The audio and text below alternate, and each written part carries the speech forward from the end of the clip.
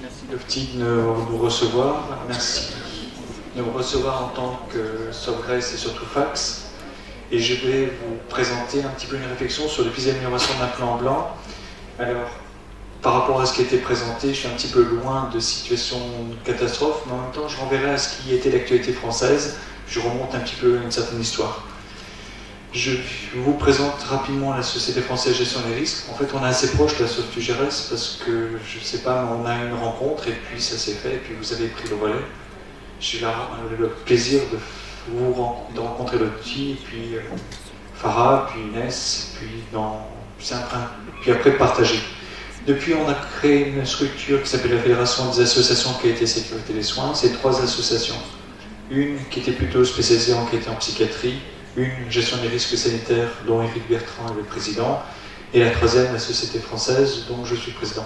On a construit une fédération, une coprésidence, et elle tourne, et puis on essaye, on se défend pour défendre un peu ce qui est les démarches qui étaient gestion des risques au sein des établissements de santé, et en défendant aussi un regard de qualiticien, de gestionnaire de risques, d'ingénieur, mais pas qu'un, aussi des soignants, des médecins qui s'impliquent dans ces démarches, à convaincre l'État, parce que la France est frileuse aussi sur ces questions. Un rappel, quelques définitions, 2 que j'ai trouvées sur Charles Herman, qui parle d'une situation qui menace les priorités de l'organisation en surprenant les décideurs, en restreignant leur temps de réaction et en générant du stress.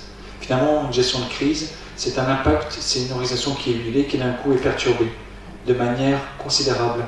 À des extrêmes, des attentats, ça peut être des choses d'accident de la route, ça peut être des choses d'incendie, ça peut être... La question qui est derrière, ce que nous dit Patrick Lagalec, qui travaille beaucoup sur l'aléa, sur le risque, c'est pas de prévoir l'imprévisible, on pourra tout pas prévoir, mais c'est de s'entraîner, c'est se mettre en situation. Et par moment, on est contraint d'être en situation, et puis en dehors de ces contraintes, eh bien, il faut les organiser. On a eu des attentats terroristes, Tokyo, New York, Washington, des situations, des accidents industriels, parce que c'est plus probable, probablement, enfin, ça peut arriver, ça arrivera. AZF Toulouse, qui a réfléchi, qui a remis en cause le précédent plan blanc. Et Bernard me disait qu'il y a en ce moment en France une réactualisation du plan blanc, bien au travers de ce qui s'est passé en France, auquel on n'imaginait pas et qui nous perturbera tous. Comme vos plans blancs, depuis les attentats de Bordeaux, depuis des attentats, ont réinterrogé nos organisations de soins. J'ai compris que le public et le privé, c'était compliqué, c'est que d'abord ça partait en public avant le travail au privé. On peut tout à fait imaginer demain que dans la réponse sanitaire, il y ait l'utilisation de l'ensemble des moyens disponibles au sein d'un État, parce qu'à un moment on va être très pragmatique. Ça n'empêche pas qu'il y a des contraintes, vous l'avez dit, de réglementation, de médico-légales, qu'il faut, enfin, en situation de crise, on est soumis à des contraintes de soins et d'organisation et de risque du soin. En France, une circulaire, l'obligation, un article de la loi 3137 qui dit que dispositif de crise, et de circulaire de novembre 2008, une de février 2011, sur la question d'actes terroristes, sur la question de NRBC. Matière chimique radioactive, ça peut être Vigitox, Vigipirate, ça peut être Viratox, mais ça peut être aussi AZF, accident industriel. Et en France, vous savez qu'on a une couverture nucléaire, c'est une réalité qui peut, d'autant que vous savez que quelques cuves sont en pas si bon état, donc pourquoi, enfin. Et Fukushima, c'est un cas particulier qui n'était pas prévu, pas prévisible, mais qui s'est produit. Et puis on a une démarche de certification, je reviens à manuel de certification, qui dit gestion de crise. Vous voyez? Oui, c'est bon. Qui dit que prévoir, mettre en œuvre et évaluer. Moi, ce qui m'intéresse, c'est la question de l'évaluation. Et là, on va parler d'exercices, de gestion de crise, donc on est dans l'exercice, qui peuvent être simulés ou bien dans la mise en réel, dans le pratique. Et puis d'autres moyens, on va faire des enquêtes, des sondages. Je vais vous proposer quelques réflexions d'audit organisationnel, d'audit de connaissances auprès des professionnels, sensibiliser, former, évaluer la connaissance, et puis tout ce qui est retour d'expérience, quel qu'il soit. Je vous donne un exemple du centre hospitalier Robert Ballanger, qui a une logique de préalerte, la question des risques identifiés, déclenchement ou pas, parce qu'à un moment on peut avoir des situations de préalerte qui font que, et à partir de là on a des annexes spécifiques, NRBC, nucléaire, radiologique, bactériologique, chimique, La question de la grippe, oui, rappelez-vous, en France, il y a eu une situation dramatique qui fait que maintenant on est très sensible à cette question pédiatrique. Et la question canicule, un ministre, il n'y a pas si longtemps que ça, s'est retrouvé en situation... Enfin, la gestion de la crise, c'est aussi la gestion de communication, il faut l'avoir en tête. Mise en œuvre et puis des fiches opérationnelles. Je ne sais pas ce qu'il en est au niveau. Il faut faire un moment des documents qui soient simples sur 2 pages, qui décrivent le rôle de chacun à toutes les fonctions, y compris d'un directeur. Qui à un moment va jouer le rôle jusqu'à que le directeur prenne sa place quand la cellule de crise va être remplie. C'est définir concrètement qui fait quoi dans une manière un petit peu adéquate. Ça n'empêchera pas l'adaptation de l'organisation, la réaction et la bonne volonté des équipes. Mais on l'a vu dans la ZF, la bonne volonté à un moment, l'arrivée, le retour au niveau de CHU de Toulouse de professionnels qui voulaient se rendre utiles à désorganiser l'organisation. Donc il faut être aussi face à un moment, c'est remettre une règle, il a été prévu, on a imaginé, vous êtes en retour, en position de recueil, qui font que vous allez pouvoir remplacer. Parce qu'à un moment, il faut aussi penser dans des crises plus longues à remplacer les personnels pour pouvoir les faire tourner. Et puis, de déclenchement de la mise en œuvre, il y a aussi la question de la levée. Et là, les fonctions directeur urgent, directeur des soins, directeur des ressources humaines, les autres fonctions techniques doivent être impliquées. Si on le dit de manière générale, un déclenchement, une levée, la mise en place de la cellule de crise, l'organisation de la circulation, tout ce qui est les flux, il va falloir y penser, les flux, l'information, l'affichage tout simple, fermeture de structures, de lieux, la mobilisation des personnels, la mobilisation des matériels et de la logistique, l'accueil et l'orientation des victimes, l'information des familles et de leurs proches, et la communication de crise interne et externe. La question de la communication de la presse, qui est habilité à dire, qu'est-ce que vous l'avez dit, des phrases courtes, des phrases simples, factuelles, pas de nom de patient, enfin, des objets qui font qu'à un moment on n'est pas dans le sensationnel, on est du professionnel. La presse veut avoir une information, mais dans des situations, elle sera mise dans l'information à minima, mais pas plus. On doit faire le travail qui est de soigner. Quand on parle d'accueil et orientation des victimes, on l'a vu en France avec les attentats, c'est qu'à un moment, c'est les victimes et puis les décédés, les personnes décédées. C'est qu'aussi, il faut qu'on envisage à toutes les situations de tous ceux qu'on pourra prendre en soin, qu'on pourra sauver.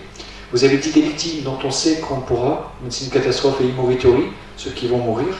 À un moment où vous savez qu'on est dans une classification, c'est froid, mais ça permet de sauver des personnes qui peuvent être sauvées, la 5e victime. Et puis ceux qui sont décédés, comment on gère ça. Et puis les familles des victimes, les proches, c'est toutes les cellules médico-psychologiques, c'est tout l'accompagnement. Et là-dessus, toute situation, à chaque fois on apprend, malheureusement on apprend, et on apprend pour autant. Les inconnus, c'est en France, c'est qu'on a des plans, des suprastructures, des plans secs, des plans blancs, des plans bleus, enfin, tout un tas de choses qui font qu'à un moment, il y a des multiplicités d'interventions qui font que quel est le rôle de chacun. L'État a organisé des situations de gestion de crise pour voir à un moment si l'État, dans sa complexité, était capable. Mais dans une logique en France, on est dans une logique militaire, on parle de zone de défense, qui font qu'à un moment, jusqu'à la zone de l'unité. Je pense qu'on retrouve la logique des régions, je pense qu'ici on doit peut-être retrouver cette logique. La question du financement, quand on prépare ces plans, vous avez forcément du matériel qui est prêt, qui doit être préparé, qui doit être mis en situation. Au niveau du NRBC, ce sont des matériels qui peuvent être très lourds. Qui les gère? Comment on les entretient? Est-ce que c'est prévu? Est-ce qu'on a un budget dédié dans nos organisations? Simplement pour la formation au quotidien, enfin du temps de formation, c'est un coût réel. Il faut l'envisager en tant que tel. Et puis la culture de gestion de crise. On n'est pas prêt, on ne sera jamais prêt à ces situations. Il faut qu'on s'y prépare et c'est pas toujours simple. C'est un petit peu comme toute la gestion des risques, c'est se dire qu'est-ce qu'on a à apprendre de ces situations. Bon, maintenant on sait que c'est possible. Si on prend Fukushima, on pensait que c'était impensable. Maintenant on sait que le nucléaire, c'est probable.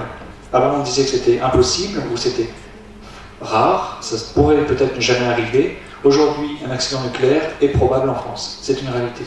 Il faudra qu'on soit prêt par rapport à ça. Qu'est-ce qui va se passer? Ça va être très compliqué. Mais on va devoir s'y préparer. On a appris de Fukushima. On a eu 3 accidents majeurs qui nous ont tous concernés parce qu'il n'y a pas de frontières pour ces histoires. Fukushima nous a touchés. Tchernobyl, c'était plus près. L'impact de l'environnement, si vous êtes dans des zones industrielles du type Céveso, je ne sais pas quelle est la définition en Céveso, ça veut dire des situations qui peuvent potentiellement avoir des risques soumis à autorisation, soumis classés, des risques industriels, type explosion. Je prends la vallée du Rhône, j'ai une vallée pétrochimique, je suis dans un Céveso 2 au niveau des risques. Céveso, c'est, rappelez-vous, ce qui s'était passé en Italie, avec une pollution environnementale et puis humaine considérable. Cela veut dire que, est-ce que dans vos environnements proximité à vol d'oiseau, dans les hôpitaux, vous êtes plus sensible à les plans d'intervention qu'il faut qu'à un moment vous pourriez intervenir dans cette unité. C'est ça qui va faire que vous êtes en vigilance plus souvent. D'un point de vue organisationnel, il va falloir interroger l'organisation, le périmètre, la prise en compte du scénario, hors risque NRBC associé, la prise en compte avec un risque NRBC. La prise en compte, il va falloir qu'on interroge si, au niveau de l'organisation, au niveau du management, au niveau des équipes, il y a une connaissance ou pas de ces situations. Un exemple de grille que j'ai emprunté au centre Ballanger, c'est le plan blanc, ce que vous le connaissez. Vous savez qu'à l'intérieur, il y a quel type de risques qui sont pris en compte. Est-ce qu'on sait que le risque inondation fait partie de votre plan de crise? C'est une annexe spécifique, avec un scénario spécifique, mais qui est possible. La Seine, on sait qu'il est prévu une crue décennale, une crue centenaire, qui fait qu'à un moment donné, on a eu un exercice l'année dernière pour vérifier si tout fonctionnait. C'est protéger des moyens matériels, mais ça va avoir des conséquences humaines, elles sont réelles. Plan caniculaire, en France, chaque été, vous avez un ensemble de communications qui à un moment paraissent un petit peu décalées par rapport à la réalité, mais aujourd'hui on est ultra sensible. C'est aussi des logiques réactives auxquelles on doit répondre. Nos politiques sont très sensibles à la communication qui est derrière. Les risques industriels, les transports sur route, vous avez des voies de circulation, on peut envisager qu'on peut avoir des accidents, des catastrophes, une chaîne d'accidents en cascade, 20, 30 blessés, et ça peut aller très vite. Transport par rail, voie d'eau, NRBC épidémique, aéroportuaire. Maintenant, il faudra qu'on rajoute la question de risques non attendus, les types attentats, font partie des possibilités. Et quand on a défini, dans ton organisation, vous avez défini une situation d'unité de base à disposer, des moyens matériels. Est-ce que c'est prévu? Est-ce que c'est connu? Ça veut dire qu'à un moment, dans les urgences non vitales, on va devoir vider très rapidement, au moins 30 minutes, en moins d'une heure, pour pouvoir avoir une capacité. En France, j'en parlerai tout à l'heure, on a un dispositif de connaissance de la disponibilité des lits en cas d'urgence. Mais il faudra qu'il soit très rapidement opérationnel pour qu'on remonte cette information. Comment est-on? On ne va pas mettre les gens à la rue, mais on va libérer, on va aller très vite dans un processus de retour à domicile qui n'était pas prévu, mais on est en situation atypique. Un déclenchement, je ne sais pas si c'est très visible, enfin je vous les mettrai à dispo. Des scénarios. Et maintenant, est-ce que c'est connu? Qu'est-ce qu'il en est? On fait des audits de connaissances avec 4 niveaux, vrai et faux, avec des entretiens. Le plan blanc permet de mobiliser, c'est le directeur général et la seule autorité. Non, c'est qui? C'est l'autorité, c'est l'État. Il faut qu'on sache à un moment comment ça se déclenche pour savoir quand est-ce qu'on est en situation 2 au niveau de la communication interne. Les victimes sont accueillies où? Il faut qu'on sache. Ça veut dire que le point d'entrée, souvent c'est des urgences. Peut-être que vous avez défini un autre lieu. Il faut qu'il soit défini correctement sa organisation pour qu'on sache. Derrière, ça va être tous les flux d'informations qui seront que... Est-ce qu'on sait qu'il est prévu un plan pour pallier au risque épidémique? Est-ce qu'on a la connaissance? Des choses un peu basiques, mais qui permettent de dire et d'en converser. C'est pas pour accuser l'absence de connaissance, mais c'est pour apprendre de ce qui sera ciblé par rapport à telle ou telle population, par rapport à tel ou tel service. On fera une analyse systémique des simulations réalisées des déclenchements réels. Je vous redis les mêmes choses, là je reviens sur la gestion des risques purs. Un plan blanc, c'est une entrée, c'est une démarche d'une organisation, une situation de crise, qui met en place une organisation adéquate, adaptée, qui va s'adapter. On parlera d'organisation agile, et à un moment, une sortie, c'est répondre au plan blanc, répondre à l'accueil des victimes, répondre à une demande d'urgence, on clôture. On a des mesures, ça s'est bien passé, on a un journal de bord qui permet de tracer. On a de la qualité, on a la question des délais qui sont... Les coûts, c'est pas le moment qu'on en parle, mais je rappelle qu'en santé, on a ces logiques de coûts, efficacité et efficience. Et puis, il y a un dysfonctionnement. C'est là qu'on va faire apparaître la gestion des risques. Pourquoi? Qu'est-ce qui s'est passé? Prends une simulation, On va le segmenter sur un service donné pour comprendre ce qui se passe, parce que ça va être plus simple que de faire un scénario global. On va segmenter. Le scénario, c'est une logique, ici, c'était l'utilisation sur le rôle service incendie. Est-ce que simplement le panneau indicateur? Est-ce que certains locaux ouverts? Est-ce que la mise à disposition des outils de la salle, ce qu'on appelle l'armement de la cellule de crise, la salle informatique, l'accès, le mot de passe, les téléphones, les talkie-walkie, tout ce qui permet de communiquer.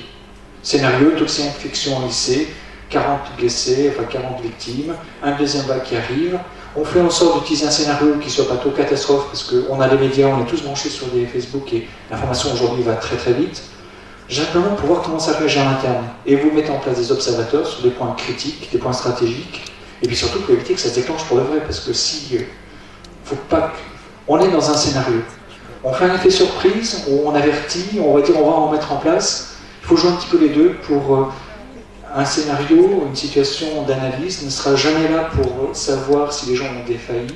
Toujours pareil, c'est pas une faute qu'on cherche, c'est des erreurs, des dysfonctionnements, c'est l'apprentissage organisationnel, l'apprentissage collectif. C'est une attitude. Culture positive de l'erreur. Et là, je reviens du pourquoi. Dans une analyse systémique, on va faire du 5 pourquoi, 3 pourquoi, pour remonter à ce qui s'est passé. On va comprendre que ça s'est bien passé, on va le mettre en œuvre. Pendant 1 heure, on a réussi, mais il y a des points d'amélioration. Ce ne sont pas des points négatifs, points d'amélioration. Le vocabulaire est extrêmement important. Il faut qu'on réfléchisse. Derrière la question, on parle de management positif. C'est avant tout une attitude, c'est presque une éthique. L'éthique de l'autre, l'éthique de dire que je suis capable de commettre une erreur, et que collectivement on est capable d'apprendre et de s'entraider. On a même, puis après c'est tout simple, hein, c'est qui fait quoi pour quand. Quand on a trouvé une action d'amélioration, un objectif, qui, une date, un délai, ça peut être immédiat, c'est pas compliqué, mais ça peut être un peu plus long, ça peut être très long, voire on ne le mettra pas en place. Parce que si en 6 mois on n'a pas réussi à le mettre en place, il faut qu'on accepte qu'une organisation dise on n'y arrivera pas, c'était peut-être pas la bonne action à mettre en place. Et surtout, rappelez-vous, ce ne sont pas uniquement des DG, des directeurs généraux, ce sont les équipes avec lesquelles on va construire une solution. Quand je travaille avec les équipes, je ne suis pas un soignant. Expliquez-moi comment on peut faire, quel est le bout le plus pertinent. Je vous rappelle un peu la réglementation et les règles. Mais qu'avez-vous comme solution? Et là, elle sera pérenne. Est-ce qu'il faut que ça nous survive? Les organisations doivent survivre à ceux qui les énoncent. Et pour que ça survive à ceux qui les énoncent, c'est fait avec les équipes. Et je vous rappelle que les procédures et les protocoles, en ce sens, on est sur la sociologie des organisations, ce sont des contrats sociaux. Voyez-le comme ceci, et là on a une vraie démarche d'adhésion. On n'a pas de solution toute prête à l'emploi, on a un collectif qui doit se remettre en question de manière intelligente. Ça n'empêche pas qu'il y ait un cadre, qu'il y ait un responsable, qu'il y ait une hiérarchie qui assume. Je rends compte.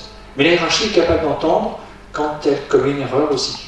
Liberté de parole, c'est compliqué ça.